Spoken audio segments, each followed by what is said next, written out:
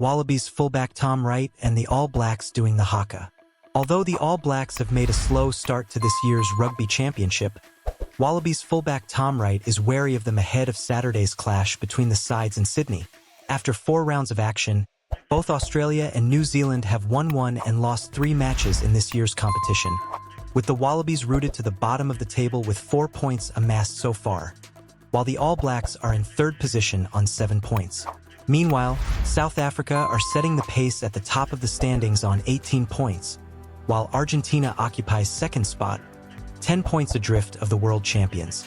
This weekend's clash between the Wallabies and All Blacks will also serve as a Bledisloe Cup test, which the home side is aiming to win for the first time since 2002. With the corresponding fixture between these sides set to take place in Wellington on September 28th, Wright knows that a win in Sydney on Saturday is a must if they want to end their Bledisloe Cup woes. Despite the All Blacks' slow start in this year's Rugby Championship, Wright still holds them in high regard. They just came up against the guys who won the World Cup, so I don't know if weakened is a fair assessment of where they're at. Wright told AAP when asked if the All Blacks had lost their aura. If you're a fan of All Blacks, Wright, go All Blacks in the comments and subscribe to the channel. Wright continued, I still look at them the same way they're one of the top 2 nations in the world. Anytime you lose, you go back-to-back losses, as we faced a couple of weeks ago against South Africa. You certainly have your tail up, and you're keen to rip in. They were a whisker away in both games that they lost. We're expecting them to be up for it, for sure. Wright is set to make his return to the Wallabies lineup after an ankle injury ruled him out of their humiliating 67-27 defeat against Los Pumas in their previous match in Santa Fe. He said everyone associated with the Wallabies is determined to deliver an improved performance against the men in black. No one hurts more than the playing group and the staff. We know that the 40 minutes the second half against the Pumas was really disappointing, and we're focused on making amends. Wright's respect for the All Blacks is shared among the Wallaby squad, as they know the history, rivalry, and high stakes of any encounter between the 2 sides, especially with the Bledisloe Cup on the line. There's a reason the All Blacks remain a force to be reckoned with, even when their form dips. The team's depth, experience, and culture of excellence mean they're always dangerous, particularly when backed into a corner. As for the All Blacks, they'll be looking to bounce back hard. The Bledisloe Cup is one of the most prized possessions in New Zealand rugby, and the last thing they want is to loosen their grip on it. Coach Ian Foster has emphasized the importance of this game not just for the standings, but for the pride of the nation. So who will come out on top? Both teams have a lot to prove, and with everything on the line in Sydney, this is shaping up to be one of the most intense matchups of the year. Whether it's the Wallabies trying to turn things around after a tough few rounds, or the All Blacks eager to silence any doubters, this is one you won't want to miss. Now, if you're hyped for this game as much as I am, make sure to hit that subscribe button. And while you're at it, turn on notifications so you don't miss out on any future content from the All Blacks channel. Trust me, you'll want to be the first to catch all the latest news, match recaps, and behind-the-scenes footage. Support your team by staying connected. That being said, let's keep the conversation going. What do you think? Will the Wallabies finally break their Bledisloe Cup drought? Or will the All Blacks once again show why they're considered one of the best teams in the world? Let me know in the comments below. I'm curious to hear your take. All Blacks winners and losers. Scott Robertson shows loyalty with playmaker call, but experienced forwards jettisoned. All Blacks playmakers Damian McKenzie and Beauden Barrett, and head coach Scott Robertson. James Foy /Speed Media AU /Icon Sports Wire. Following Scott Robertson's team announcement for the All Blacks' first test against the Wallabies, here are our winners and losers from the 23 named for the Rugby Championship clash in Sydney. New Zealand have once again made a few changes, which includes returning to the Damian McKenzie-Beauden Barrett playmaking axis with Will Jordan moving back to the wing. They have also kept faith with some of their younger players, as an experienced few have paid the price for their displays in South Africa. We unpack the matchday squad and pick out our winners and losers from Robertson's selections. Winners. You can't deny Robertson's loyalty, with the head coach backing the playmaker to the hilt in the fly-half jersey. McKenzie is not playing poorly, but it is the only position in the backline which Theo Black's boss has not changed at some point this year, and he is sending a message that the 29-year-old is his man at number 10. After their trialist performance in Cape Town, We thought Beauden Barrett might get given an opportunity, but Mackenzie has once again been preferred. There are plenty of nice things from the Chiefs star, but at the moment it is just not quite clicking in attack for New Zealand. They will hope that changes in Sydney. As mentioned, it is not at fly half, but the great playmaker returns to the 15, underlying his importance to the squad. Robertson put him on the bench in the second Springboks test, hoping that he could provide the late impact they didn't have in Johannesburg, but ultimately it took away their threat from the start. Having Barrett as an extra pair of eyes has been vital for Mackenzie in 2024, and no doubt that combination will once again be important this weekend.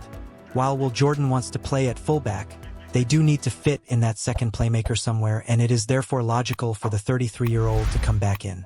It was a big challenge for the Chiefs forward against the physically imposing Springboks, but he passed it with flying colors, especially his display in the second test. As a result, Vi stays in the starting lineup despite the return of Patrick Tuipulotu from injury. His effort in Cape Town could perhaps prove to be his breakthrough moment in Test rugby, as he looks to cement himself in the second row alongside Captain Scott Barrett. Vi has always had the talent, but this tournament could well be the time that he shows he is ready to take that next step. Robertson has opted for the inexperienced prop, who looks set to make his second Test appearance after debuting against Fiji in July.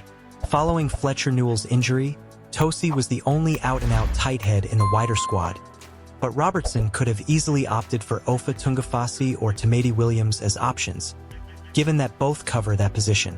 However, the 26-year-old Hurricane gets the nod to face the Wallabies. It would have been strange to have dropped Wallace Satiti given his performance in Cape Town, but you never know how coaches will handle their young players. However, Satiti retains his place in the side, and hopefully, he will produce another fine effort this time to potentially convince the All Blacks boss that number 8 is his best slot. For now, Artie Savia continues at the base of the scrum, and he will once again link with Cortez Radama in the crucial 8-9 axis. Radama also played well out in South Africa, showing great maturity despite his tender years, and he has another opportunity to nail down the position. All Blacks team. Scott Robertson gets timely double boost as Beauden Barrett starts for Bledisloe I. Losers. The speedster keeps his place in the team, but New Zealand's fullback experiment lasted just one match with Jordan moved back to the wing. It is fair to say that it did not work out for the Crusaders star in South Africa, as he struggled to make an impact. What is counting against the 26-year-old is that the All Blacks need an extra playmaker in the back line, and, unfortunately for him, that can only come at fullback, especially with Jordie Barrett, the nailed-on 12.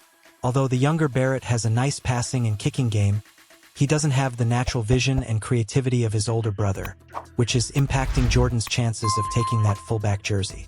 It has been a strange year for the wing. Start one week and then drop the next. While Telia had been an ever-present in the 23, you don't feel that he is entirely trusted by Robertson, who benched him for games against Argentina and South Africa. Although the flyer returned for the second Springboks test, he has now been discarded from the 23 altogether. We don't think his form has been poor, but obviously Robertson has not been convinced by his displays so far in 2024. Returned from injury ahead of this game against the Wallabies, but did not make the 23. He would have been the ideal impact replacement, but Robertson has given youngster Sam Derry another opportunity. Derry has been impressive whenever he has taken to the field, but it also shows that Tuipulotu has not quite been at his best when in the team. The powerhouse Blues forward is an experienced campaigner, but he has endured a disrupted 2024 test season so far. Missed the second box clash due to injury, but he wasn't named as one of their enforced absentees for Bledisloe I when the squad was announced. No doubt the form of Satiti has something to do with that, as the youngster was magnificent last time out, but we thought a bench spot would be forthcoming. However, Luke Jacobson gets the nod instead. There is not much between those two in terms of what they offer as a replacement, with both players incredibly versatile and able to feature in all three back row positions. Jacobson may be a slightly better line-out operator, but it is an interesting call from Robertson.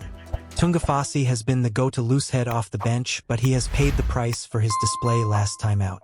Following Ethan de Groot's return from a neck injury, the Blues prop misses out on the 23 for the first time in the Rugby Championship. That means Tamati Williams, who had started the past 3 internationals, is among the replacements. Ordinarily, Williams would be alongside Fletcher Newell on the New Zealand bench, but the tight head will miss this game due to injury. Read more. It's hard to watch. Aaron Smith gives verdict on Scott Robertson's All Blacks. The first match of the 2024 Bledisloe Cup sees the Wallabies host the All Blacks in Sydney this weekend. The debate over Damian McKenzie and Beauden Barrett rages on. Scott Robertson has made 4 alterations to his matchday 23. All Blacks legend Aaron Smith gives his view on the current side. Planet Sport Limited 2024 All rights reserved.